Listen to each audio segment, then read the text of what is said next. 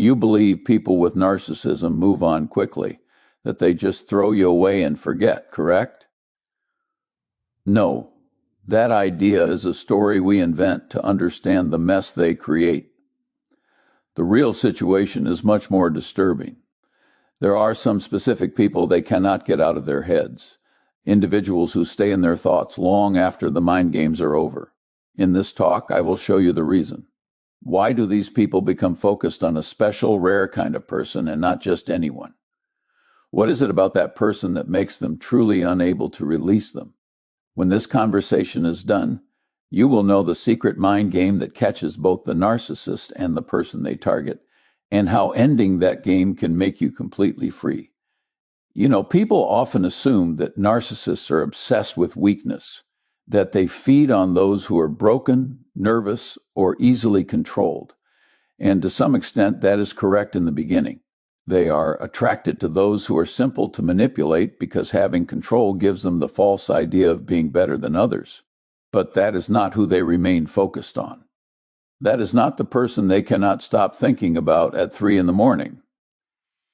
The truth is this: narcissists do not obsess over weakness, they obsess over strength they cannot manage.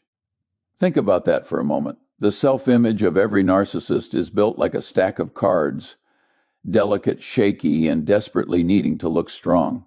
They live in a constant show, always pretending to be smarter, more powerful, and more in control than they actually are. And when they meet someone who sees right through that act, someone calm, steady, and real, their entire inner world shakes. That person becomes a mirror that shows the narcissist's deepest fear, that they are not as powerful as they want to be. Look, a narcissist's focus is never really about you. It is about what you stand for. You become a sign of something they cannot win against. Emotional freedom, the ability to say, I see what you are doing, but I am not going to join your game, is something they cannot bear. It is like a child trying to push down a wall that will not move. They do not understand it, and it makes them furious, because if they cannot control you, then their false feeling of being superior starts to break apart. Picture this: a narcissist spends their life entering rooms and moving people around like furniture. They play with feelings, change what people think, and feed on reactions. They are masters of mind games, building fake realities where they are always the hero or the victim. But when they meet someone who does not bend, who stays firm and refuses to react emotionally, it is like walking into a room where gravity does not work the way they expect. They push and nothing shifts. They manipulate and nothing changes. That is the kind of person they cannot forget. And here is the strange part. The more you step back, the more focused they become. Not because they love you, not because they miss you, but because they cannot stand the story being unfinished. You became the one piece of the puzzle that did not fit into their world. And that unsolved tension keeps them stuck. Their ego cannot handle a story where someone walks away unharmed. They will replay the talks, the fights, the quiet moments, all of it, trying to figure out how they lost power. You might have seen this in your own life. Maybe you moved away from someone harmful, someone who used to drain your energy and make you doubt yourself. You blocked them, stopped answering, and focused on improving your own life. And what happened? They suddenly showed up again.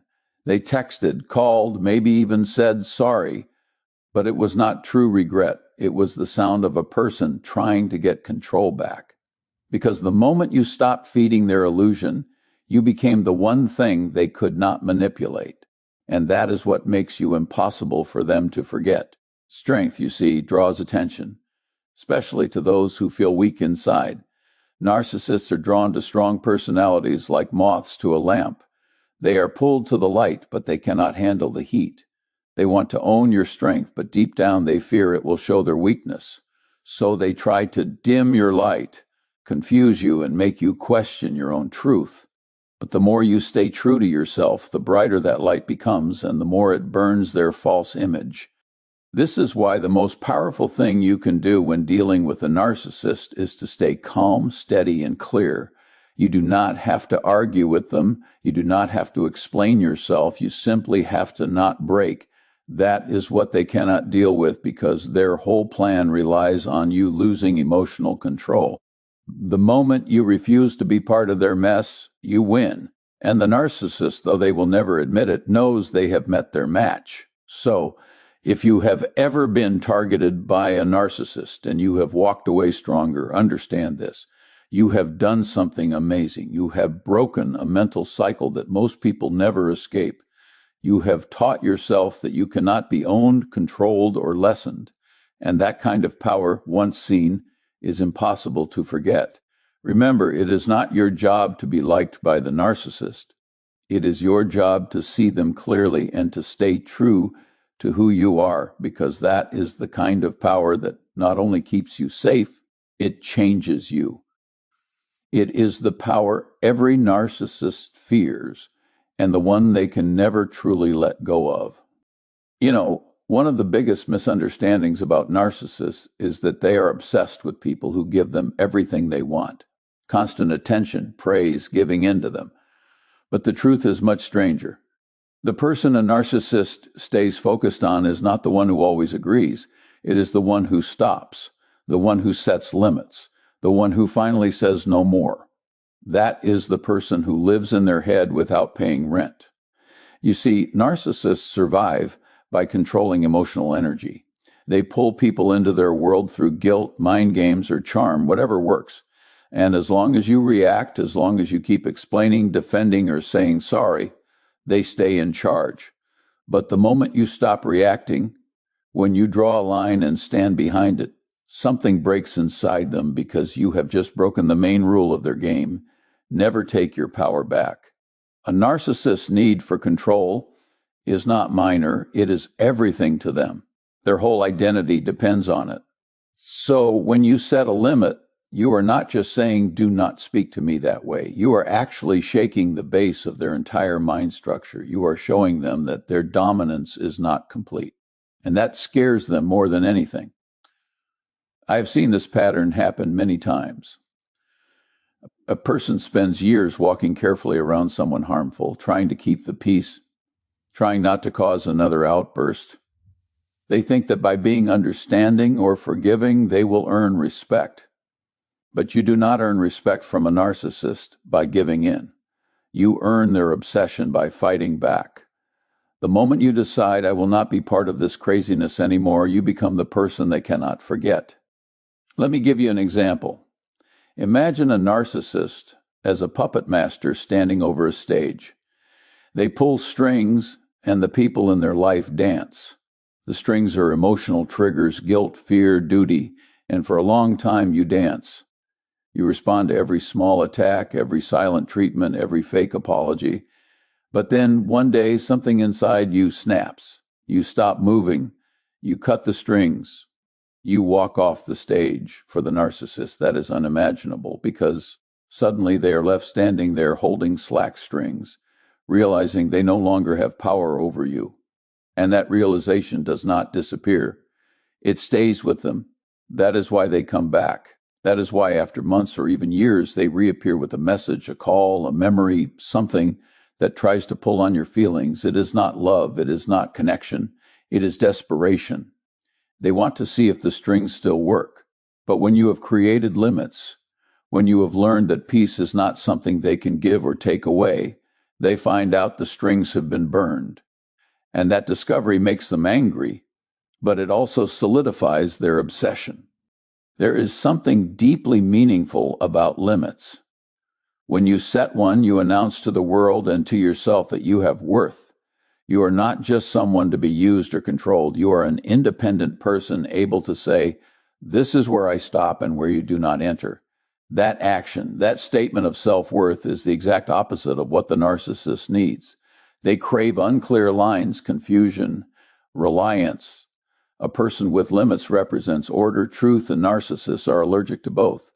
And it is not easy. Setting limits with a narcissist feels like standing in front of a storm. They will rage, use guilt, twist words, and try to make you believe you are the bad one. But if you hold firm, if you stay calm and refuse to play their emotional game, something amazing happens. You stop being their supply and you start being their obsession. Because again, they cannot control what they cannot dominate. Now, here is the deeper truth. Limits do not just keep you safe from others, they define who you are. You discover your strength by the lines you are willing to draw and the problems you are willing to face. And the moment you realize you do not need their approval, their chaos, or their praise, you become incredibly powerful. So when a narcissist focuses on you after you have walked away, do not mistake that for a bond. It is confirmation. It is proof that your limits worked. You became the first person who did not break under their pressure, and that fact will echo in their mind long after you have moved on. They will keep replaying it, trying to figure out how they lost control, but you will be free.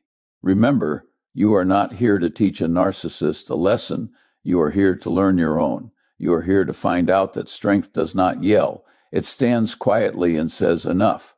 And when you do that, when you set limits that respect your dignity, you stop being part of their story. Instead, you become the one chapter they will never stop rereading, trying to figure out where they went wrong and why they could not crush you. You know, one of the most interesting and sad things about narcissists is that they want something they can never truly have. It is not your looks, your success, or even your love. It is your realness. That is what drives them crazy. They are addicted to the very thing that bothers them: true self, genuine feeling, honest expression. You see, narcissists live behind masks. Everything about them is an act, put together, overdone, polished. They are playing a character in a story that they have created, and they need an audience to believe it. But when they meet someone who is real, someone who speaks from truth instead of manipulation, it shows the emptiness of their act. That is what makes realness both their addiction and their pain.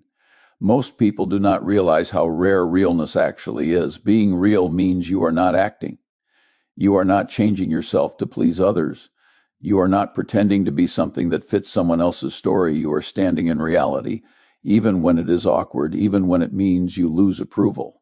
And that is exactly what narcissists cannot do. They live on false images because the truth is too much for them. When they meet someone who is unfiltered and grounded in reality, it is like light cutting through the darkness they have spent years building. It hurts them, but they cannot look away. Let us make this practical. Imagine two people in a relationship. One is a narcissist, the other is deeply real. The narcissist thrives on confusion. They twist words, change memories, and make their partner doubt their own mind. But the real person they refuse to play. When they are wrongly blamed, they do not panic. When they are made to feel guilty, they do not break. They simply say, "That is not true, and I am not accepting that." Now, that kind of clarity drives the narcissist insane because manipulation only works when the other person questions themselves. Real people do not question themselves like that. They may feel hurt, but they do not lose their grip on reality. And that is something a narcissist can't tolerate or forget. Here is what happens in your mind when you stand in realness. You become a mirror the narcissist cannot stand to look into. Every lie they tell, every false image they cling to bounces back at them. They see for the first time what they have tried so hard to hide, the emptiness beneath the mask.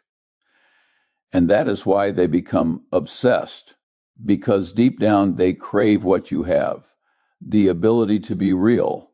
But to be real would mean they would have to face everything they have avoided: shame, guilt, feeling inadequate, fear.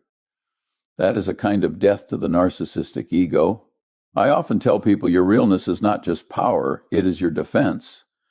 When you live truthfully, you make manipulation impossible. Narcissists feed on confusion. They need emotional fog to succeed. But realness cuts through that fog like a sharp blade. It brings clarity, and clarity destroys control. You can see this in workplaces too. A narcissistic boss does well when everyone is too scared to speak the truth. But the one employee who calmly, respectfully tells the truth, not to rebel, but out of honesty, that person becomes both a threat and an obsession because they are not supposed to exist in the narcissist world of pretending. Realness draws people in because it is rare, but it is also risky. It demands bravery. You have to be willing to stand alone, to be misunderstood, to be criticized. But when you do, you gain something much greater than approval. You gain freedom. And here's the thing, the narcissist senses that freedom. They can feel that you are not controlled by fear, and that both fascinates and enrages them. They want to taste it, to own it, to understand it. But they cannot, because realness cannot be faked. It must be lived. Think of realness like a fire. It gives warmth. It lights up the area, but it also burns illusions to ashes. A narcissist will stand near it, captured by the glow, trying to contain it. But the closer they get, the more it shows their false nature. And that is why they remember you. Not because you pleased them, not because you served their ego, but because you showed them something real. And realness is the one thing they cannot copy. So if you have ever wondered why a narcissist still stays in your memory, or why they keep showing up again even after you have left, understand this. Your realness messed up their false image. You reminded them of something they will spend their entire lives avoiding, the truth. You did not just exist in their story, you rewrote part of it. You left a mark that no amount of manipulation can erase. And that is the power of being real. You do not have to fight. You do not have to perform. You do not even have to convince anyone of your worth. You just have to be. Because when you are truly yourself, without apology and consistently, you become unforgettable. Not because you fed their fantasy, but because you shattered it. You know, one of the hardest lessons people have to learn, especially after dealing with narcissists, is that the moment you stop playing their game, everything changes. Not just outside, but mentally, spiritually, even about your whole being. Because narcissists do not live in reality the way you do. They live inside a constant act, a game of power, status, control, and ego. And they need you to keep playing. They need you to react, to explain, to defend, to lose your cool, because that is how they stay alive mentally. But when you stop playing, when you pull back your energy, when you refuse to dance to their song, they start to fall apart. And that is when you become unforgettable. Let us be clear about something. Narcissists thrive on being involved. It does not matter if it is love or rage, attention or a fight. It is all supply. To them, your emotional response is proof that they still have power over you. It is like breathing air.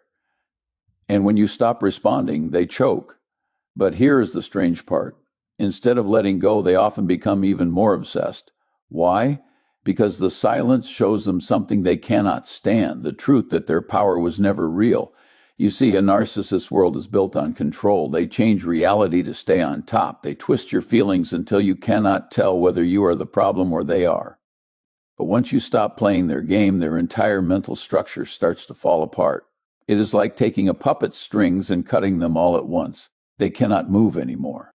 You have removed the thing that made them feel powerful, and that thought eats at them. It is like an unsolved riddle they cannot stop trying to solve. Think of it this way. Every time you dealt with a narcissist, it was an invitation to a rigged chess game. They pull you in with charm or guilt or pity, but every move you make is designed to lose. And yet one day you push back from the table and say, I am not playing anymore. You walk away. You stop trying to prove or to fix. That is when they lose, not just the game, but the false belief that they were ever in charge. And that is exactly why they remember you, because you broke the pattern. You did not lose to them. You grew past them. Let me tell you something about the human mind. People remember the moments that challenge what they believe about themselves.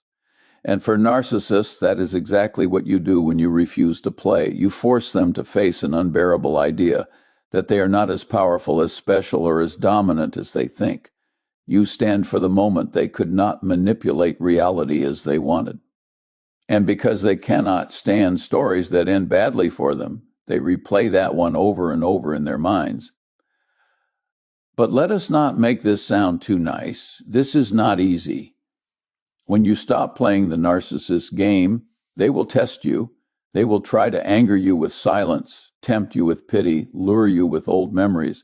They will say things like, I miss how close we were, or you have changed. And that is exactly what they fear, that you have changed beyond their control. Because when you stop reacting, they lose their ability to define you. You stop being a character in their play, and you start becoming the writer of your own story. That is terrifying for them, but freeing for you. You might notice something powerful when you do this. The confusion starts to quiet down. Your mind becomes clear. You begin to realize how much of your life was spent managing someone else's feelings. That is when you start to rediscover yourself, your preferences, your peace, your purpose. It is like stepping out of a smoky room and realizing how heavy the air was. You breathe again, and that is when your energy shifts from survival to creation. The narcissist senses that shift. They can feel when you are no longer revolving around them. And instead of feeling relief, they feel panic because their ego needs to be the center of every world it touches. When you move on, they lose that pull. They become unimportant in the story they once controlled. That is why they watch your progress, talk badly about you, or suddenly try to re-enter your life. They are not interested in getting back together. They are trying to regain control.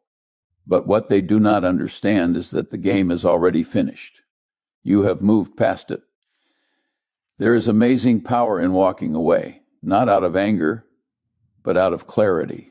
Because walking away is not weakness. It is wisdom. It is saying, I refuse to make myself small to fit inside your false image. And that moment, that exact decision, is what burns into a narcissist's memory forever. You become the one they could not control, the one who saw the game for what it was and chose to stop playing. So if you are sitting there wondering why they still think about you, why they cannot seem to let go, it is simple. You ended the game and you won by refusing to play. You became a symbol of something they will never understand, true power.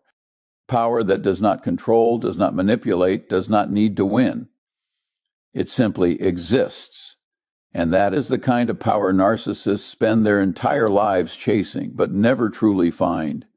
You know, there is this troubling illusion that people often mistake for love, especially when it comes from narcissists. It looks like strong emotion. It feels all-consuming. It seems deep, almost spiritual, but it is not love. It is unfinished domination. And that difference is vital to understand because it shows something deep, not just about narcissists, but about human nature itself. When a narcissist becomes obsessed with someone, what they are truly chasing is not connection. It is the control that slipped away. You become a symbol of their failure to conquer, and that, to their ego, is unbearable. See, narcissists do not love people. They use people to build an identity. They enter relationships not to share themselves, but to strengthen a fragile false belief of being superior. You become the mirror they use to see themselves as powerful, desirable, irreplaceable. But the moment you stop reflecting that false image back, the moment you stand up for yourself, set limits, or walk away, the mirror cracks. And instead of love, what is left inside them is rage, confusion, and this persistent need to fix the image you broke. That is why they cannot let go.